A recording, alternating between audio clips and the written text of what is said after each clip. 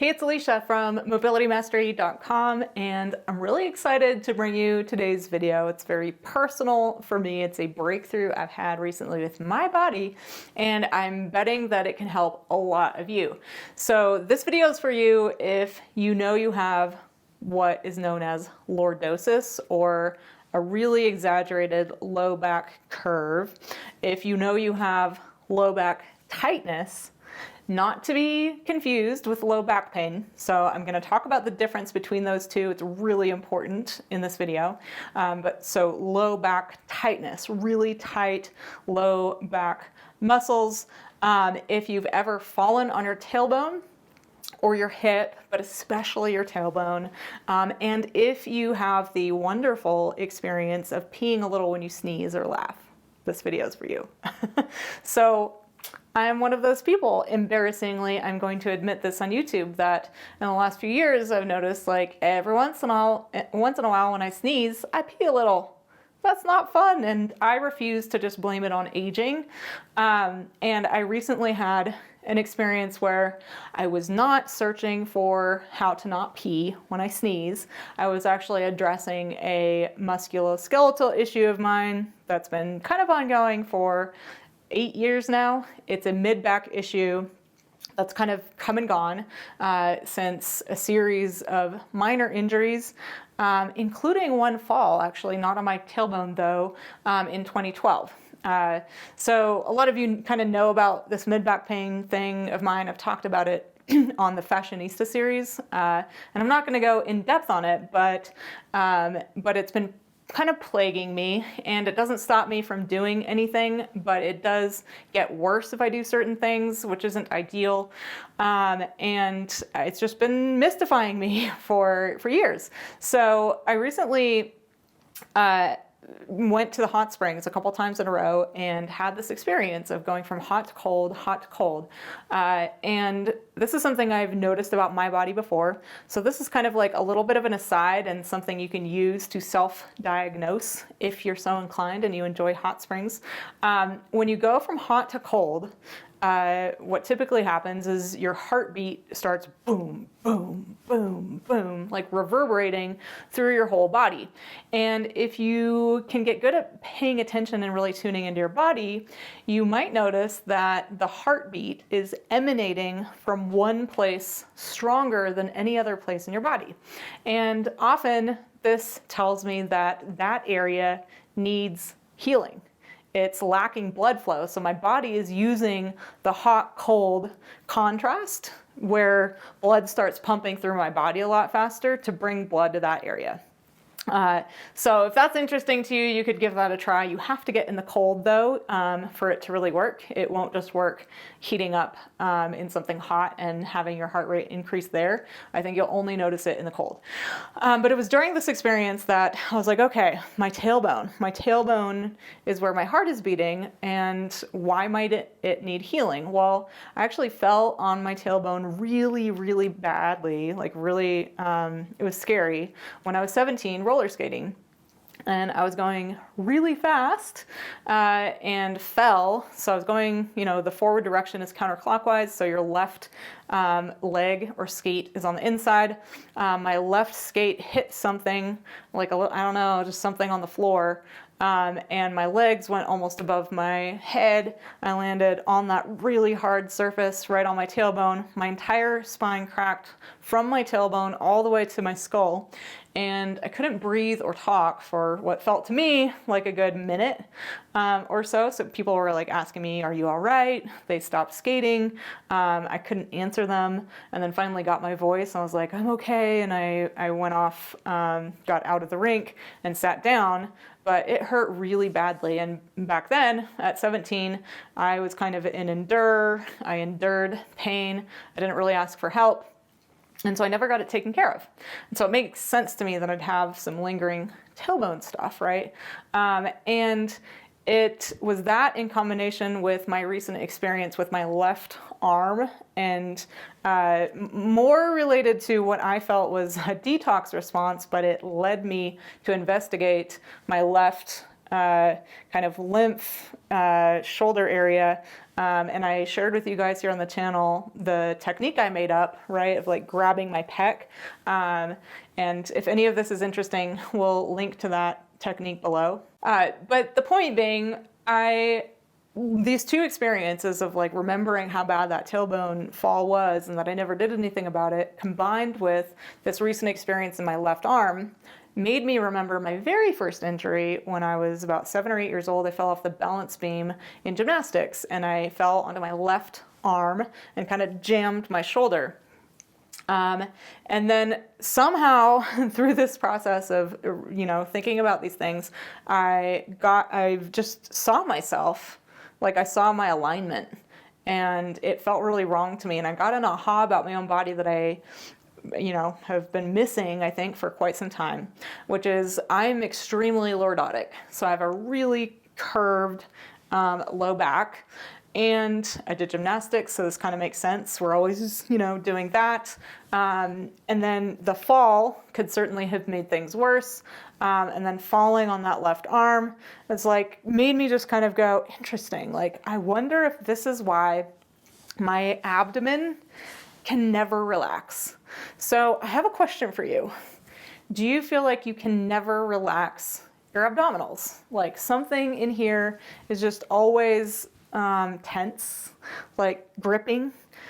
It could indicate this pattern that I'm going to talk about. It could also be other things like anxiety, but what I'm more talking about is like an inability to relax your muscles or your fascia, or something more muscular than anxiety.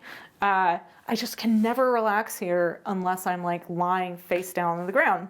And something that I know about the body is that muscles that are forced into an elongated position and are forced to hold that posture for any length of time tend to get the most fascial adhesions and feel the most tense. So I've talked about this on the channel related to the upper traps and lower traps, for example. So getting, the upper traps are definitely contracted a lot if we use our shrugging muscles too often. But the rhomboid tissue, for example, that mid-back tissue is often getting overstretched towards our collarbone because we look down all the time. So that's getting overstretched, which is why we have so many knots here. But I'd never correlated this idea to the abdomen before. Now, and one potential reason that one side of the body might be getting elongated is if the other side is too tight. Or if you're holding a posture of extreme contraction on one side, forcing a longer posture on the other side. So in human anatomy, opposites inhibit but also facilitate one another, meaning in order for my abdomen to stretch, something back here in the posterior part of my body has to contract or get shorter. So for one side to get longer, the opposite side has to get shorter, and vice versa. So this led me to go get a couple of 2-hour massages in which I asked my friend and massage therapist, someone I really trusted to work on my body in this way, to investigate my low back and my tailbone area for tightness, because I wondered if it could be inhibiting my core. And so what I want to talk about, I had an amazing experience, and I'm definitely going to tell you the rest of it, but I want to tell you first this theory of mine, and then I'm going to talk about the solution, and I'll finish the story because I had a profound experience and I stopped peeing when I sneezed. So what is lordosis? Lordosis itself may or may not be caused by tight low back tissue, but it certainly can be. So what I'm talking about here is, so this is a normal spine. So before I get too far ahead, so this is a normal looking spine with some curvature. So my amazing artwork here. So you could look this up and just Google the human spine, and you'll see some photographs or artwork. But you want a little bit of a curve, a little bit of an S curve. You don't want an exaggerated S curve, or you're going to be hunchbacked and, really lordotic. So this is a pretty neutral spine. This is not me. So if you have a spine that looks anything like this video is probably not for you, but maybe you know someone with a really lordotic spine and this video could help them. So what we're talking about here is like a really exaggerated and that's probably not even honestly as exaggerated as mine. Honestly, I feel like mine looks like that. Like it's really curved. And I have a booty. And then you can imagine what might happen to the spine here, right? Like it's going to be forced if this tissue is here. This is going to help. So if this is coming in, there we go. You can imagine what this is going to do to that spine, right? Like it's going to shorten it and I suck at this, guys. Can't do it live. So use your imagination here if you would. So just imagine like a really extreme curve here. And then on this side, what might start to happen as a result is this starts to kind of go long. The spine kind of gets forced this way. This is going to get long. There we go. And that is, if you imagine, it's that gymnast posture, right?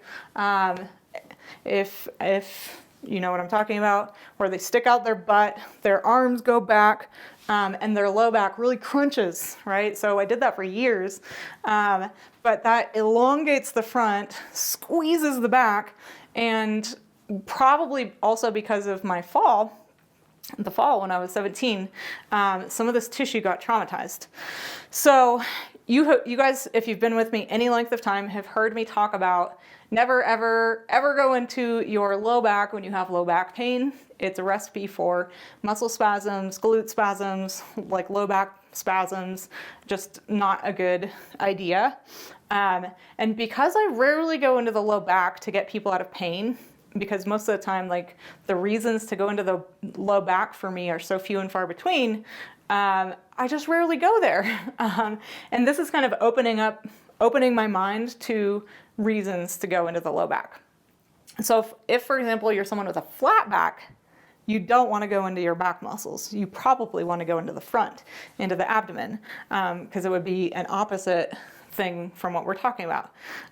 So these are the muscles here that we're kind of talking about that you're going to want to target in the low back or investigate to find out, are they in fact really tight?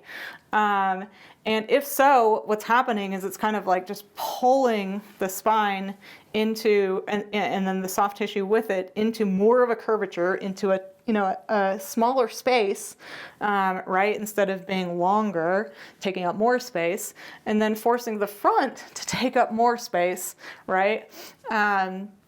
And then if these guys are getting overstretched all the time, so we're talking about these abdominals, so the transverse abdominis, the rectus abdominis, the internal and external obliques, then these guys are gonna just be stretched all the time, and a stretched muscle is going to have a hard time contracting.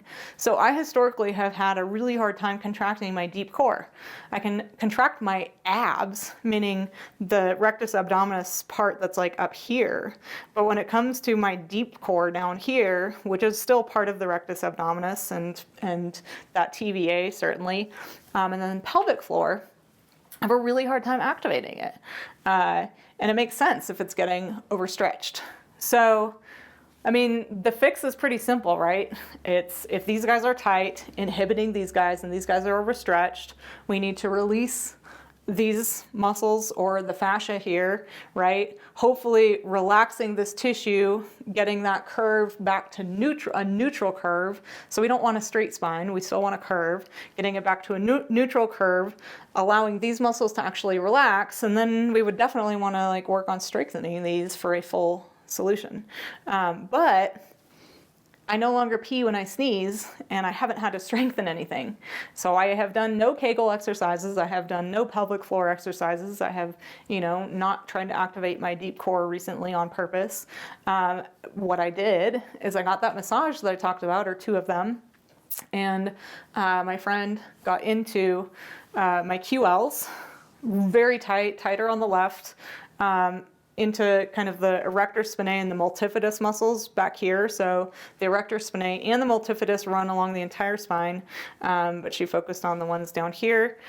The psoas attachment, it attaches actually posteriorly, and that may be part of it. I've talked about the psoas being the body's insurance policy against pelvic instability, and it could certainly get maybe traumatized on the back, weak on the front, or get recruited if it wasn't actually the traumatized muscle to start stabilizing you and then get overworked, maybe posteriorly. I'm not sure. My guess would be if the psoas attachment is tight on the back, it would more be due to this pattern of trauma happening there, or maybe you were a gymnast, or for whatever reason your anatomy is prone to that lordotic position. It may just be a result of that, kind of like, you know, when I'm standing, like even right now, and I'm lordotic, I'm enforcing that pattern or that posture, causing the tight muscles to get tighter and the, you know, the long and weak muscles to get longer and weaker. So that could be part of it as well. And then we've got the coccyx ligaments and potentially some glute attachments as well here. Now, I want you to realize I'm focused on the attachments of the psoas and the glute, not the muscles. So I do not advocate digging into the butt muscles. It's actually not the butt muscle. It's not this part that's the problem, it's this. So anything in here, so that would be like the coccyx. So you can have a talented massage therapist or someone who works with fascia with their hands typically get into these areas. Now, I want to let you know what you can do on your own, because there are definitely some things you can do on your own. But I got off that massage table after she really got into here. Like, it was a 2-hour massage. We were focused on this area. She didn't touch my front. She didn't touch my glutes. She focused on these muscles and the fascia there. The ligaments around my coccyx felt very tight, especially again on that left side. And like I said, I'm 39 years old. I had that fall when I was 17. I really haven't gone into that area, which is kind of like, what? How could I be doing what I'm doing with fascia and pain and not have gone in there? And here's why. I, just like you, am susceptible to a human error in thinking about pain, which is that where the pain is isn't the problem, and the problem is likely something else, creating potentially compensation patterns, etc. So my mid-back has been hurting, and believe you me, I have tried just about everything I could think of up till now to figure it out, including fascia release, but I've never gotten into my tailbone. Now, this kind of brings us to the idea of pelvic instability. So if you have an extreme curve in the low back and the front is getting overstretched and is not able to activate. So this is why I talked about deep core inhibition. So if these are really tight and this is constantly overstretched, these are going to have a hard time activating these muscles. If that's true, you're going to have a hard time stabilizing your pelvis. We need these muscles to work for us and these muscles to work for us to stabilize the pelvis. And then you've got the pelvic floor, which is actually in between both. So the pelvic floor, of course, sits on the floor of your pelvis. It's neither in the front nor the back. It's both. It's like a bowl down there. And those pelvic floor muscles attach on either side. So what happens to the back will affect the pelvic floor just like what happens on the front. And then the pelvic floor is kind of like in a tug of war between the back and the front. And it's no longer sitting where it's supposed to. And then probably because of this, you've got organs and things are getting squished where they're not supposed to go. Yeah, there's a lot that could happen due to this pelvic instability if this is your problem. Your glutes could get recruited to stabilize you, your gluteus medius in particular, which can lead to a whole bunch of issues like Honestly, anything from hip and low back pain to plantar fasciitis, knee pain, shoulder pain, mid-back pain, you name it. When your glute gets recruited and your pelvis is unstable, you're going to compensate in all kinds of ways. So that would be something to address in and of itself that's different from what I'm talking about here. It's just something to be aware of. So pelvic instability is kind of a huge topic. It, I believe, affects so many people, probably millions and millions and millions of people, just due to the fact that this is our seat of gravity, like this is our center, this is like the place between the lower body, right, and upper body. So the upper body can affect the pelvic stability, and the lower body can affect it. So what are you going to do? Well, it's probably somewhat obvious. You want to release those tight muscles in your low back. But before I tell you how, I want to be really clear here that if you do have low back pain or back spasms or hip pain or glute pain, you do not want to go in here right now. You would want to take care of that first before investigating these areas, unless you're somebody who isn't freaked out if your pain gets worse or you get muscle spasms, because like I always say, that's good data. So if you're willing to get curious and experiment and go into your low back, even though you have low back pain, and take responsibility for the fact that Alicia said it might get worse, and if it does, then you'll know that that's really not what you're supposed to do, because where the pain is isn't the problem. Then if that's not scary to you, go ahead and try it. But typically low back pain is going to be caused by leg fascia, so quads and quad hip flexors, adductors, IT bands, hamstrings, sometimes even calves. And if we're talking this relationship, if anything, and if you're tempted to go to what I'm talking about here, you would, if you have low back pain, I would actually go to your front and release your abdominal fascia, your diaphragm fascia, rather than your low back. Like, I think you'd have a better shot at actually getting rid of the pain and not making it worse by doing that. So if you do not have low back pain, like me, I never have low back pain. Like, it's really rare. I get knee pain. I get occasional, plantar fasciitis-ish pain, like a little tightness in my feet. I have shoulder pain. I have, a whole bunch of stuff on my left side. I fell on my left arm. I fell on my left tailbone, so it kind of makes sense. But I never have low back pain. So if that describes you, here's what you're gonna do. What you can do on your own is use my self-help fascia release technique using the tennis ball to get into the QL area, and use that video. So we'll link to that video below in the blog post. Use that same technique to get as close into the kind of tailbone stuff as you can without being on your spine or on your tailbone or your coccyx. So you would explore just adjacent to your butt crack. That's where your coccyx ligaments live, but you don't want to be like on your tailbone if you want to try getting into those ligaments. So I already have that video. This video is not going to show you the technique, but like I said, we'll link to it below. You would want to basically target this area, not your glutes, remember, and you can do as much as you want from, kind of the mid-back erectors and multifidus down into the QLs and that psoas attachment and the coccyx ligaments, and glute attachments, which are basically right there at the ligaments, the coccyx. So where the butt kind of starts forming, that's where the attachment is, but you don't want to dig into your glutes. And then see how you feel. Now, I am going to say that to really fully rectify this issue, to really fully get a complete solution, you're probably going to have to seek out help. So unfortunately, after seeing my friend, somebody I really trusted to help me with this work, who is a massage therapist, somewhere I don't live. So she lives in the Front Range of Colorado. I live in Durango, which is 6 hours away.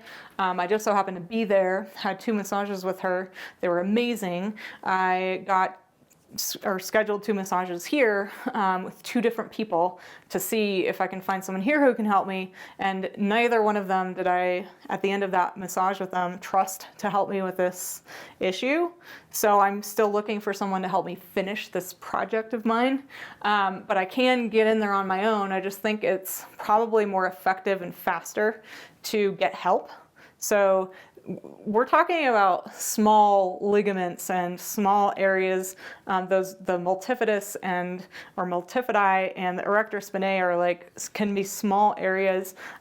It's harder to target that on your own with something like a tennis ball.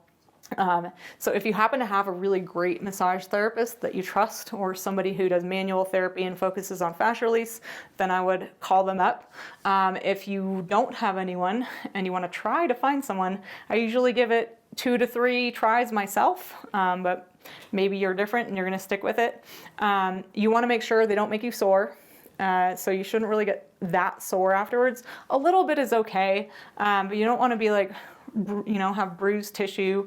You don't want them digging into your bones too much. You don't want too light pressure. You don't want too much oil.